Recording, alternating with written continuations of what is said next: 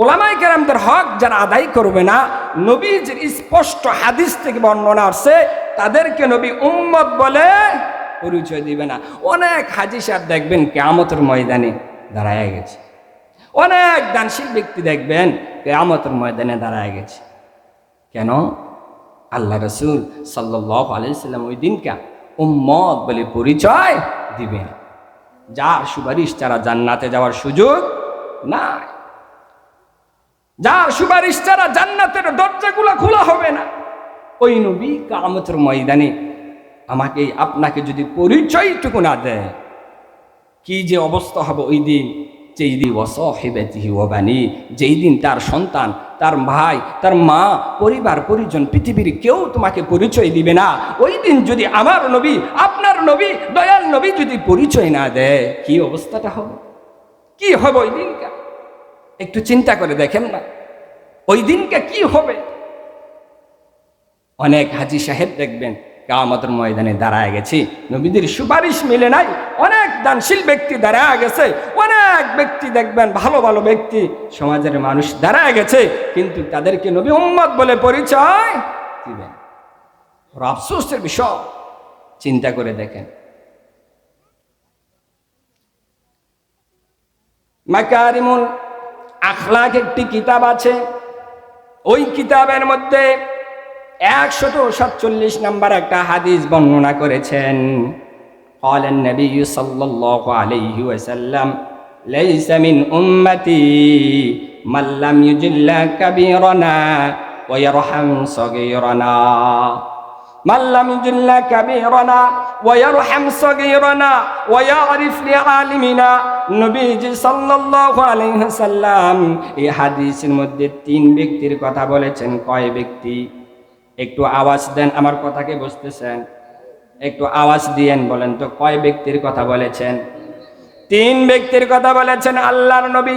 1 number, আল্লাহর নবী বলেন আমাদের বড়দের মধ্যে যারা সম্মান করবে না, তাদের হক আদায় করবে না, আমি নবী তাদেরকে উম্মত বলে পরিচয় দেব না। 2 নাম্বার, ওয়ারহাম সগীরানা, যারা ছোটদেরকে মহাব্বত করবে না, ভালোবাসবে না, সোহাগ করবে না, আমি নবীজি কিয়ামতের ময়দানে পরিচয় দেব না, উম্মত বলে। 3 নাম্বার, নবীজি বলেন যারা আমাদের উলামায়ে কেরামদের হক আদায় করবে না, আমি নবী কিয়ামতের ময়দানে উম্মত বলে পরিচয় দেব না। কয়জন? 3 জন। কয়জন? 1 নাম্বার, হাক্কা কাবীরানা, যারা বড়দের হক আদায় করবে না, বড়দেরকে সম্মান করবে না, বড়দের মর্যাদা দিবে না, নবীজি তাদেরকে উম্মত বলে পরিচয় দিবে না। ওয়ারহাম সগীরানা, 2 নাম্বার, যারা ছোট আছে, আমাদের চাইতে বয়স যারা কম, তারাই তো ছোট, তাদেরকে যারা মহাব্বত করবে না, স্নেহ করবে না, আদর দিবে না, সোহাগ দিবে না, নবীজি তাদেরকে উম্মত বলে পরিচয়। ওয়ারিফ লিআলিমিনা হাক্কাহু, নবীজি বলেন যারা আলেমদের সম্মান করবে না, আলেমদের হক আদায় করবে না, আমি নবী কিয়ামতের ময়দানে তাদেরকে পরিচয়। তাহলে কয়জন ব্যক্তি? আব্দুল্লাহ ইবনে মুবারক রাহমাহুল্লাহ আলাইহি বলেন মান ইস্তাখাফা বিল উলামা ইযহাবাত আখিরা ওয়া মান ইস্তাখাফা বিল উমরা ইযহাবাত দুনিয়া ওয়া মান ইস্তাখাফা বিল ইখওয়ান ইযহাবাত মুরুআতুহু। এখানেও তিনি 3 ব্যক্তির কথা বলেছেন। কয় ব্যক্তি? কয় ব্যক্তি? 1 নাম্বার, যারা আলেমদেরকে ছোট করবে, রাহাবাত আখিরাত, তার আখিরাত বরবাদ হয়ে যাবে। কি হয়ে যাবে? আখিরাত নষ্ট হয়ে যাবে। যে বড়দেরকে আলেমদেরকে সম্মান করবে না, আলেমদের হক আদায় করবে না, যারা আলেমদেরকে ছোট করবে, এখান থেকে আমরা জানতে পারলাম তার আখিরাত নষ্ট হয়ে যাবে। মান ইস্তাখাফা বিল উমরা ইযহাবাত দুনিয়া, যারা দুনিয়াদার নেতাদের উপহাস করবে, তাদের দুনিয়াও ধ্বংস হয়ে যাবে। দুনিয়াদার নেতা আসেনি? কথা বলেন না। আখিরাতের চিন্তা করে কি কেউ কি নেতা হয়? হয় না। যদি আখিরাতের চিন্তা করে নেতা হতেন, তার বাড়িতে ডালের বস্তা, গম ডাল যে পুরা থাকতো, সেটা দুনিয়াদার চিন্তা, দুনিয়াদার পেরেশান। দার ব্যক্তিদের নেতাদের উপহাস যারা করবে তার দুনিয়া ধ্বংস হয়ে যাবে। 3 নাম্বার, মান ইস্তাখাফা বিল ইখওয়ানি যাহাবাত মুরুআতুহু, যারা তার বন্ধু এবং ভাইকে হেয় প্রতিপন্ন করবে তার দুনিয়ার খাটো, তার দুনিয়ার মর্যাদা, ব্যক্তিত্ব সংকীর্ণ হয়ে যাবে, ছোট হয়ে যাবে। কি করলে? আমার ভাই পাশে আছে না এরকম, তার কি করি আমরা একেবারে পাইলে, একটু সুযোগ পাইলে তাকে হেয় প্রতিপন্ন করতে আমরা দেরি করি। বন্ধু বান্ধবকে হেয় প্রতিপন্ন করা যাবে না, হ্যাঁ, ভাইকে হেয় প্রতিপন্ন করা যাবে না। এখান থেকে আমরা জানতে পারলাম যারা হেয় প্রতিপন্ন করবে তার বন্ধুকে, তার ভাইকে, তাহলে তার দুনিয়ার ব্যক্তিত্বকে খাটো করে দেওয়া হবে, দুনিয়ার ব্যক্তিত্বকে ছোট করে দেওয়া হবে, দুনিয়ার ব্যক্তিত্বকে একেবারে সংকীর্ণ করে দেওয়া। খতিবে বাগদাদি রাহমাহুল্লাহ আলাইহি এই ব্যাপারে চমৎকার আলোচনা করেছেন। তিনি বলেন, আকরিমুল উলামা ফাইন্নাহুম ওয়ারাসাতুল আম্বিয়া ফামান আকরামাহুম ফাকাদ আকরামাল্লাহ ওয়া রাসূলা। তিনি এখানে বলেছেন, আকরিমুল উলামা, তোমরা উলামায়ে কেরামদেরকে সম্মান করো। কাদেরকে? জোরে বলেন, কাদেরকে? উলামায়ে কেরামদেরকে সম্মান করো। ফাইন্নাহুম, কেন সম্মান করবা? ওয়ারাসাতুল আম্বিয়া, এই জন্য তারা হলো আম্বিয়াদের ওয়ারিস।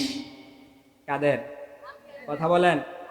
ও ডাক্তার সাহেব, ও ইঞ্জিনিয়ার সাহেব, ও কৃষক, ও ব্যবসায়ী ভাই, আপনাকে বলে নাই নবীর ওয়ারিস, আপনাকে বলে নাই নবীর ওয়ারিস। কাদেরকে বলা হয়েছে? ওয়ারাসাতুল আম্বিয়া। একজন ইঞ্জিনিয়ার একজন আলেমের সাথে কথা বলতে ওইভাবে চিন্তা করে কথা বলতে হবে। হ্যাঁ, কই কোনো ডাক্তারকে তো আল্লাহ রাসূল বলে যায় নাই, কোনো ইঞ্জিনিয়ারকে তো বলে না, কোনো কবি, সাহিত্যিক, সাংবাদিক যারা আছে তাদেরকে তো আল্লাহ এরকমটা বলে যাই নেই। তারাই হলো আমার ওয়ারিস, তারাই হলো নবীদের ওয়ারিস। ওয়ারাসাতুল আম্বিয়া, উলামায়ে কেরাম হলো নবীদের ওয়ারিস, তাদেরকে ছোট করা যাবে।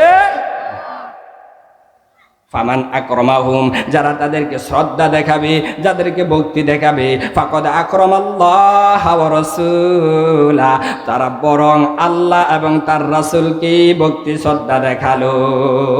সুবহানাল্লাহ। এবার চিন্তা করে দেখেন তো, আপনি কথা কার সাথে বলতেছেন? আপনি যদি উলামায়ে কেরামদেরকে ছোট করেন, তাদেরকে যদি হক আদায় না করেন, নবীর হক আদায় হবে না। নবীর হক যদি আদায় না হয়, ফাকাদ আকরামাল্লাহ ওয়া রাসূলা, বরং তুমি রাসূল এবং আল্লাহর হক আদায় তুমি করো নাই। তাহলে এখান থেকে আমরা জানতে পারলাম নবীজি যে কথা বলতে চাইলেন, উলামায়ে কেরামদেরকে কি করতে হবে? সম্মান করতে হবে, তাদের হক আদায় করতে হবে, তাদেরকে সম্মান দিয়েই কথা বলতে হবে। এটাই হলো নবীজির আদেশ। তাহলে বেশি বোঝার চেষ্টা করিয়েন না। ইমানকে বাঁচাইতে চাইলে, আখিরাতকে ঠিক রাখতে চাইলে, নিজেকে গোমরাহ থেকে রক্ষা করতে চাইলে উলামায়ে কেরামদের সঙ্গে থাকুন। কাদের সঙ্গে? উলামায়ে কেরামদের সঙ্গে থাকুন। ইবনে হিব্বান একটা কিতাব আছে, ওই 559 নাম্বার একটা হাদিস বর্ণনা আছে।